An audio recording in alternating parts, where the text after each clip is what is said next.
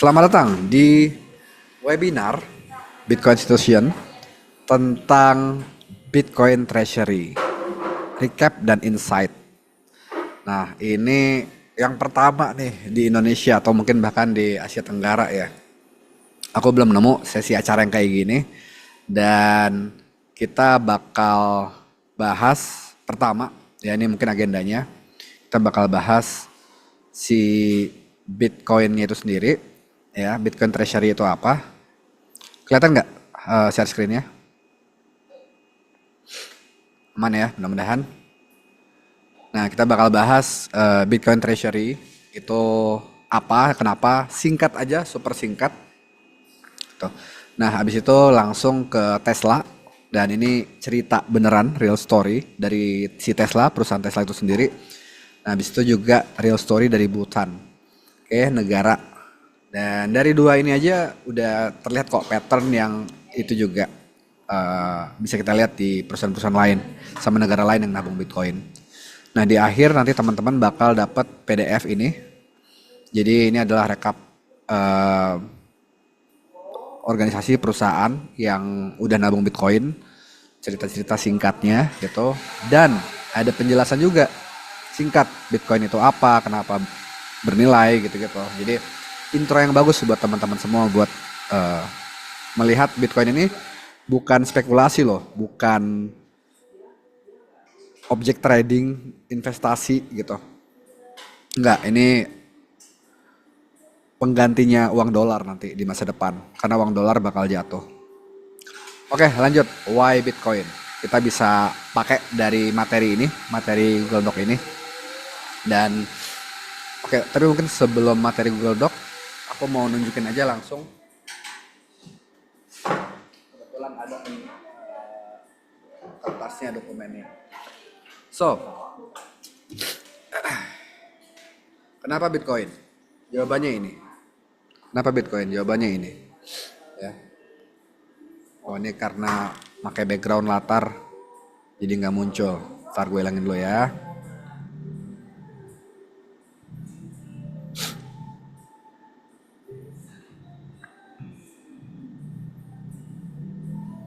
Hilangin dulu virtual backgroundnya. Oke, sip. Hilang ya. Nah, kenapa Bitcoin? Karena ini. Karena informasi yang teman-teman lihat sekarang di sini ya, bahwa nilai daya beli dolar itu jatuh. Dulu tinggi banget, ini tahun 40-an. Habis itu konsisten jatuh, jatuh ya. Dan sekarang nih di titik ini itu sudah sekecil ini. Dan kalau trennya dilanjutin, tren dari yang sebelumnya dilanjutin, itu tahun 2032 bakal setengahnya dari yang sekarang. Dan tahun 2040 bakal nol. Artinya dolarnya nggak berharga lagi. Ya, nggak bisa dipakai buat transaksi, nggak bisa dianggap sebagai uang lagi. Nah, itu sebentar lagi loh. 2040 itu 15 tahun lagi kan. Itu nggak lama gitu. Dan proses kesananya juga bakal berdarah-darah. Bisa jadi bakal ambruk duluan tuh, nggak nunggu sampai 2040. Nah, itu dolar, apalagi rupiah. Jadi emang nyata bahwa ada deadline, ada nilai, ada waktu kadaluarsa uang yang kita pakai itu. Kok bisa? Nah, bisa dilihat itu dari data ini, dua data ini ya. Pertama, ini adalah utang dari pemerintah Amerika. Dari sini terlihat bahwa utangnya itu meningkat eksponensial. Eksponensial itu apa? Eksponensial itu menukik ke atas. Oke. Jadi kalau dilanjutin tahun 2030 kayak gimana? Ya makin menukik ke atas dong. Gitu kan. Naiknya makin cepat. Dulu landai, dulu naiknya dikit-dikit gitu kan di sini. Nah, sekarang naiknya bakal cepat banget. Oke. Dari sini itu datanya mirip sama jumlah uang itu sendiri. Jumlah uang itu sendiri itu meningkatnya juga eksponensial. Meningkatnya juga makin lama makin cepat gitu nambahnya. Sebelumnya masih landai, semakin lama makin cepat. Nah ini kalau dilanjutin ya udah gua prediksi emang bener 2030-an ya bakal terjadi krisis besar, krismon besar gitu. Ini data yang nggak terbantahkan.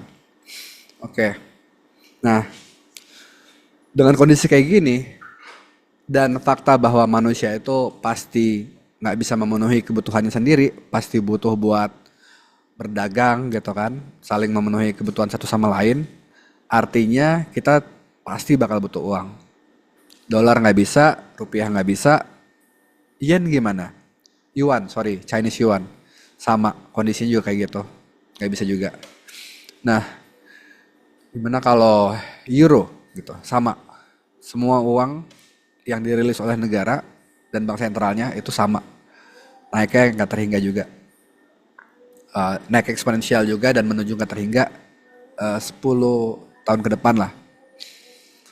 Nah, sekarang apa yang jadi uang kalau gitu? Ada yang punya jawaban, ada yang punya solusi? Mas Ahmad dan Mas atau Mbak user nih, nggak tahu namanya siapa. Kepikir nggak solusinya apa dengan kondisi kayak gini?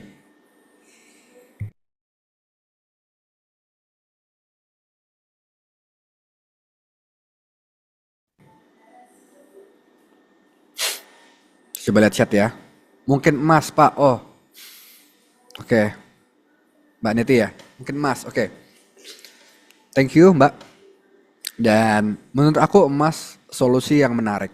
Karena dia sudah dianggap berharga oleh seluruh orang di dunia. Kita semua mau gitu kalau ditawarin emas. Merasa itu berharga.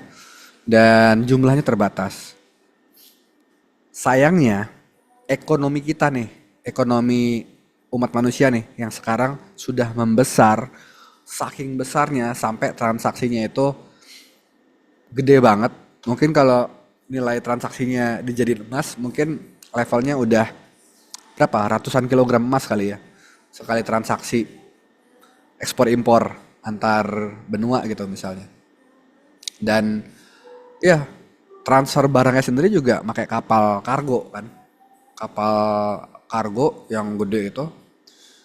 Dan bayangkan pembayarannya harus pakai emas. Dan ketika aku bilang emas berarti emas fisik ya. Emas beneran gitu, bukan emas di kertas atau emas di angka layar. Nah, berapa biaya transaksinya? Itu bakal gede banget. Kalau dikirim pakai kapal itu butuh dikawal sama militer. Dikirim pakai pesawat cepet, tapi ya tetap beresiko. Itu kalau di rudal pesawatnya dari bawah ya, di roket kan ada roket yang bisa target pesawat gitu. Jatuh pesawatnya eh tinggal diambil emasnya karena pesawatnya hancur tapi emasnya nggak hancur kan. Gitu. Jadi nggak praktis lagi buat jadi uang. Nah, solusinya apa? Kalau emas nggak praktis lagi jadi uang. Dan di sisi lain rupiah sama dolar umurnya tinggal 10 atau 15 tahun lagi. Solusinya ada uang swasta, ya uang yang nggak dirilis pemerintah. Ada banyak kan sebenarnya kan, nggak cuma Bitcoin. Ada Ethereum, ada Solana, macam-macam. Nah, problemnya buat selain Bitcoin itu adalah mereka punya figur, mereka punya sosok orang, ada namanya, ada identitasnya ya, yang jadi pendiri, pengatur, pengontrol gitu di belakangnya.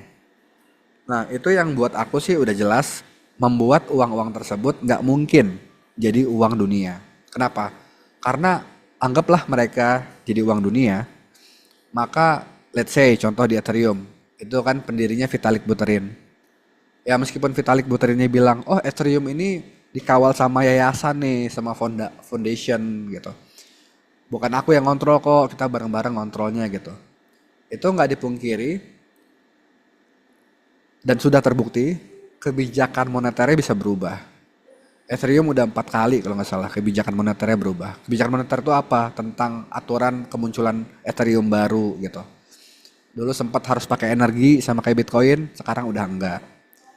Sekarang jumlahnya juga konsisten naik. Tiap tahun tuh naik terus jumlah Ethereum. Jadi makin lama makin banyak. Nah, Itu yang nggak terjadi di Bitcoin. Bitcoin dari awal yang bikinnya itu udah anonim dan dia cuman online 2 tahun kalau nggak salah habis dia ngerilis buat nemenin programmer ngoding bareng, nyari bug, nyari masalah di software Bitcoinnya. Habis itu dia menghilang.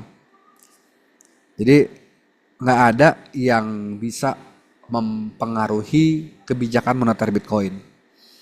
Kebijakan moneter tadi ya, jumlah eh, Bitcoinnya, eh, cara kemunculannya gitu-gitu. Nah, Mas Ahmad tadi nanya bagaimana dengan kuantum. Kuantum itu ancaman bukan cuma buat Bitcoin, tapi buat rekan password kita di Gmail, di Facebook gitu-gitu, juga di bank ya. Jadi itu akan menyerang semuanya dan solusinya pasti udah dipikirin sama pakar-pakar komputer dan memang ada nanti enkripsi yang quantum proof gitu. Jadi buat Bitcoin solusinya tinggal update Bitcoin dengan enkripsi yang nggak bisa dijebol sama quantum.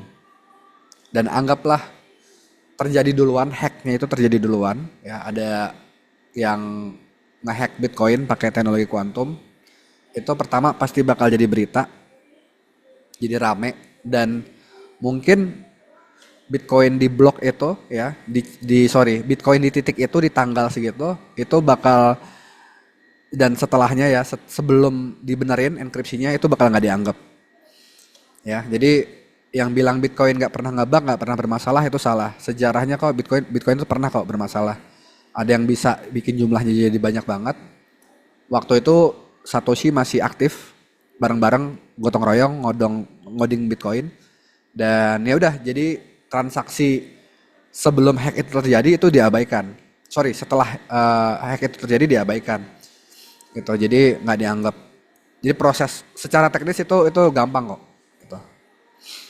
Kecuali dia yang punya kuantumnya tuh ngebobol Bitcoin terus diem-diem gitu kan orangnya nggak sadar ya mungkin itu bisa bisa kelewat lah bisa hilang beneran toh yang kebobol. Nah tentunya yang kebobol mungkin bukan uh, Bitcoinnya kita ya, karena Bitcoinnya kita pasti nggak bakal banyak dan nggak bakal diincar sama si hacker itu. Oke, lanjut. Ini kita udah beres yang tentang why Bitcoin. Sekarang lanjut ke bagian berikutnya.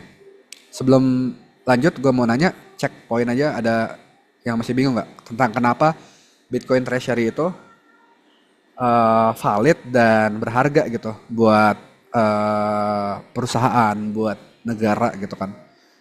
Yang emang nggak main-main ini bukan trading ini, bukan anggota akademi kripto ya pengikut Timothy Ronald gitu yang mau cuan sambil rebahan doang. Ada pertanyaan kah? Nggak ada ya, kita lanjut ya. Oke, berarti lanjut ke slide. Nah, oke ini udah ya, why Bitcoin Treasury-nya udah. Tesla sekarang. Gua mungkin bakal coba dulu videonya itu.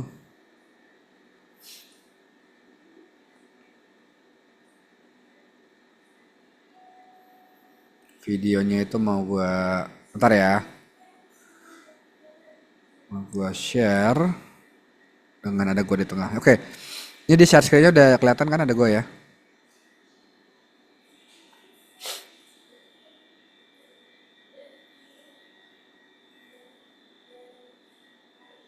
Ya. Kelihatan nggak di share screen-nya ada gua? Dan di belakangnya itu apa namanya? Di belakangnya itu ada layarnya. Tolong kasih konfirmasi. Belum ada screen. Belum ada screen ya. Share screen-nya hilang lagi berarti. Sekarang kita buka lagi.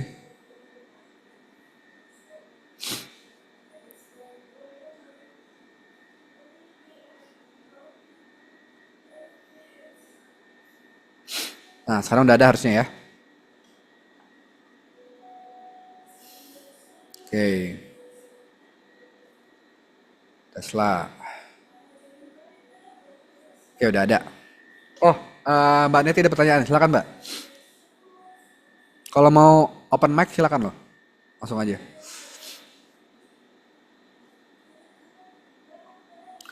Apakah USD menjadi tidak ada nilai? Apakah nanti Bitcoin bisa untuk transaksi di 2040? Oke.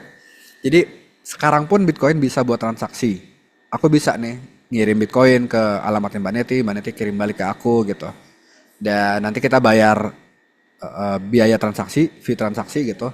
Yang mana fee transaksinya itu bakal ngasih insentif ke miner, penambang, pokoknya penjaga jaringan Bitcoin yang bikin Bitcoin itu hidup, ya dapat dari fee transaksi itu gitu kan. Apalagi nanti kan nambang Bitcoin makin lama makin sedikit. Jadi bisa, jawabannya bisa banget secara teknis. Jadi sip terjawab ya. Transisinya sebenarnya sekarang tuh udah terjadi dalam artian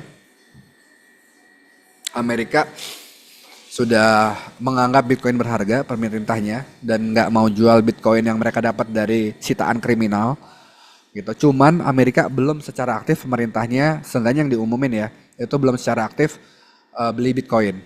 Kalau mereka udah beli Bitcoin, aku bakal case tadinya aku ambil Amerika bukan Butan. Gitu. Nah setelah mereka udah ngelakuin itu baru ya fasih sih. Sorry, sahih lah Bitcoin jadi itu. Oke lanjut. Sekarang Tesla.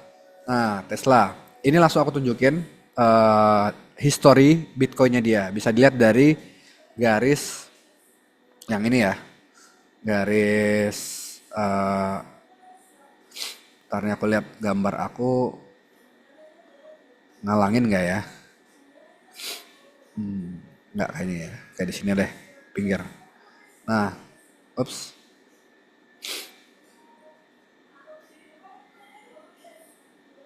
Nah, terlihat tadi dia tuh jatuh ya, supply-nya jatuh di tahun 2000, sorry, treasury-nya jatuh di tahun 2022 ini. Dia ngejual emang. Jadi beli banyak di sini, terus jual banyak banget di sini. Dan abis itu lama stabil nggak beli-beli Bitcoin lagi sampai akhir tahun 2024 beli lagi nambah dan sampai sekarang. Jadi terlihat seperti nyoba-nyoba doang gitu nggak serius akumulasinya. Dan mungkin itu yang memang kejadian buat si Tesla ya, buat Elon Musk. Cuman faktanya, nah ini langsung berita. Tahun 2025 itu sebenarnya pemasukan Tesla itu jelek ya, Q1 itu jelek banget pemasukannya. Cuman secara bisnis dia untung karena dia beli Bitcoin dulu tahun 2020. Jadi Bitcoin dia yang 75% udah dijual itu menyelamatkan laporan keuangannya Tesla. Kok bisa? Ya karena banyak gitu. Yang Bitcoin yang dia beli itu belasan, Bitcoin yang masih ada yang dia nggak jual itu 11.000 Bitcoin. Itu lumayan gede ternyata buat keuangannya Tesla. Nah, coba aja kali kan. Kan sekarang harga Bitcoin 100.000 dolar kan. Berarti kali 11.000 ya ratusan juta dolar lah gitu. Nah, ceritanya kayak gimana? Ceritanya tuh sebelum 2021 mereka ngobrol Elon Musk sama Michael Saylor. Michael Saylor sendiri juga baru kenal Bitcoin waktu itu.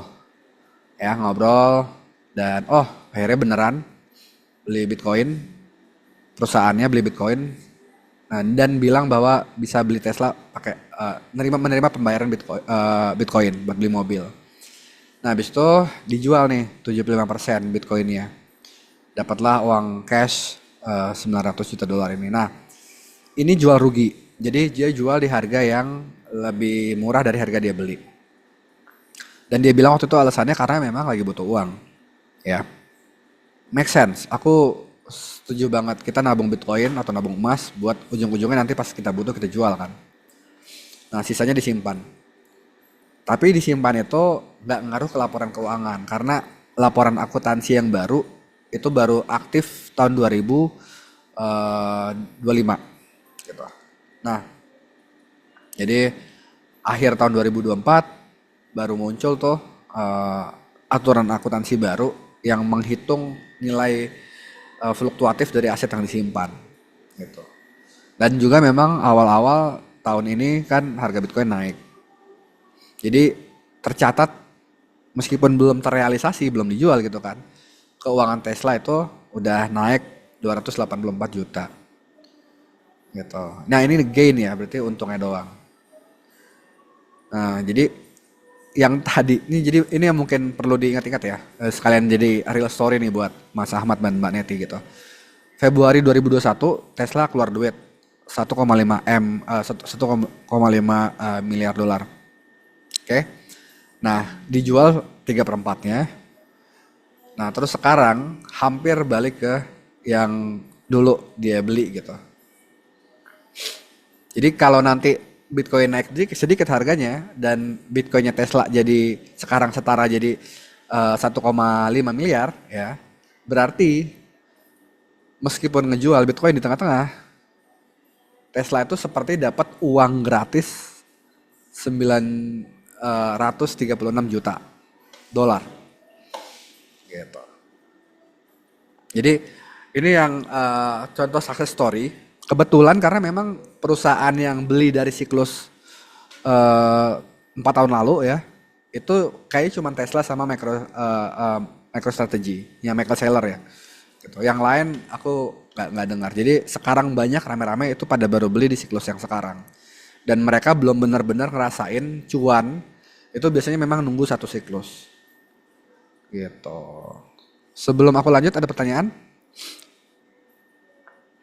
Ada sih di sini ya, aman. Lanjut ya. Nah, berikutnya ini ngasih itu aja sih, ngasih statement bahwa memang time in market beats timing the market gitu. Ini omongan dari orang finance, orang investment. Bukan Bitcoin, bukan kripto kok. Ini pepatah udah lama banget gitu. Bahwa nggak usah kita capek-capek nebak-nebak harga ya. Tadi kan kalau bicara nebak-nebak harga sebenarnya yang dilakuin Elon Musk itu jelek gitu kan. Jual rugi di tengah gitu. Terus nggak pas lagi harga turun juga nggak akumulasi, nggak agresif. Nah, secara timing the market dia buruk. Tapi karena dia time in the marketnya itu udah gede, udah lama, masuknya itu jauh dibanding yang lain, perusahaan lain, dia ngerasain untung. Buat kita apa? Buat kita sebagai pribadi atau mungkin pemilik perusahaan, ya beli aja sekarang. Beli sekarang tentunya dengan uang cash, uang dingin, bukan utang, dan tahan lama, nanti bakal untung. Kalaupun di tengah-tengah terpaksa jual, juga tetap bakal untung. Oke lanjut, Butan. Nah, Butan ini aku ambil jadi story, selain karena dia negara, kan kalau tadi perusahaan, Butan itu negara. Juga karena menarik ceritanya. Jadi, Butan ini secara apa treasury-nya itu terlihat malah banyak jual. Dijual banyak banget nih. Tahun 2023 jual turun, habis itu naik, turun lagi gitu. Dan ini juga dari laporan yang didisclose sama mereka. Jadi artinya bisa jadi mereka punya Bitcoin yang nggak mereka disclose sebagai negara. Karena dari klaimnya sendiri mereka tuh udah nambang dari 2019. Nah ini time in the marketnya lebih jauh lagi gitu 2019. Cuman sebagian Bitcoin ya ditaruh, entah sebagian entah semua ya, itu ditaruh di satu perusahaan holding, barulah terdisclose ini si jumlah yang ini gitu. Jadi kita secara nasional negara nggak tahu nih mereka realnya punyanya berapa. Nah story-nya apa? Tadi kan 2019 itu nambang Bitcoin. Karena mereka punya PLTA ya, pembangkit listrik tenaga air yang banyak. Mereka kan di gunung ya. Jadi sebenarnya stok airnya tuh banyak, dari es juga tuh yang meleleh itu banyak banget. Dan mereka di gunung turun jadi bisa dipakai buat muterin generator listrik gratis. Nah itu kunci tuh buat nambang Bitcoin. Sekarang nambang Bitcoin karena kompetisinya berat dan jumlah yang ditambang yang berhasil ditambang tuh itu aja sebenarnya tiap 10 menit cuman 3,125 Bitcoin. Itu cuman yang punya listrik gratis yang bisa untung. Nah, habis itu ini yang Sidrak Holdings ini nih. Jadi perusahaan investasi baru berapa? Mungkin 2024 tadi ya datanya ya. 2023 akhir lah gitu. Nah, ada 13.000 Bitcoin ya punya Butan gitu. Itu dari mining. Jadi mereka nggak beli. Kalau Elon Musk kan tadi beli ya, keluar duit buat beli. Nah, ini aja kalau bicara apa namanya dibandingin GDP 30% loh gitu. Jadi emang ini jadi bisnis gede gitu di Butan. Dan mereka jual ya, mereka jual karena memang butuh gitu. Dan bantu apa buat gaji PNS-nya, buat bikin program apa misalnya di sana punya MBG gitu, program MBG di sana gitu. Jadi eh again ya aku bilang kita nabung bukan buat disimpan, nggak pernah dijual, tapi jual aja kalau kita perlu kalau butuh. Dan Butan akhirnya apa? Ini yang aku tunjukin di sini kecil ya. Akhirnya dia jadi negara meskipun kecil tapi punya banyak Bitcoin, keempat terbanyak. Ukraina itu dia banyak tapi ya sumbangan ya. Ya karena perang gitu kan. Dia buka donasi Bitcoin waktu itu banyak yang ngirim dapatlah segini gitu. UK, China, United States ini besar ya karena memang negara besar. Negara besar jadinya kriminalnya banyak dan dari kriminal disita Bitcoinnya dapatlah nih banyak nih gitu. Cina juga nggak tahu ya. Kayaknya sih katanya sih juga dari itu. Kan dia sempat melarang mining Bitcoin gitu-gitu. Jadi nggak murni dari nambang, dari sitaan. Nah, Bhutan negara kecil, secara ukuran ekonomi harusnya jauh kalah dari Indonesia. Cuman dia udah nancepin kakinya buat punya sekian porsi Bitcoin gitu. Yang mana udah sama kayak udah lebih gede dari perusahaan-perusahaan lain itu yang nabung Bitcoin. Uang yang terbatas yang bakal terus terbatas di masa depan. So, itu insight-nya. Semoga bermanfaat. Eh ya, jadi bisa juga mining, nggak cuman beli dan prinsipnya sama. Makin cepat dilakuin, makin cuan. Kompetisi makin ringan soalnya, makin lama makin banyak yang paham Bitcoin, makin banyak yang ngejar-ngejar Bitcoin, jumlahnya terbatas ya harganya naik gitu.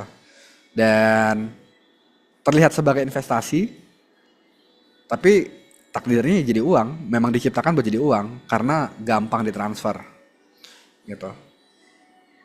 Sementara yang lain kan aset investasi lain tuh pada susah buat ditransfer, properti, saham itu nggak mudah buat ditransfer satu sama lain. Oke, sekian rekapnya. Nanti aku kirim PDF-nya ke yang hadir aja, Mas Ahmad dan Mbak Neti. Ada pertanyaan sebelum aku sudahi tutup?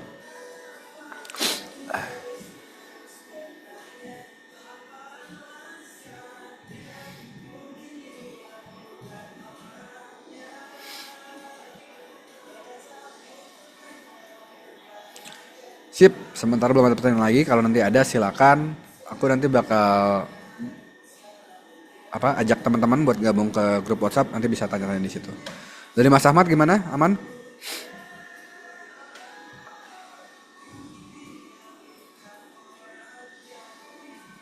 Aman kayaknya ya. Oke. Terima kasih. Sampai jumpa lagi nanti. Thank you sudah datang dan dengar. Kalau belum nabung Bitcoin, segera nabung Bitcoin karena harga sekarang masih murah dan nanti bakal tiba-tiba melejit harganya terus dan saat itu bisa crash.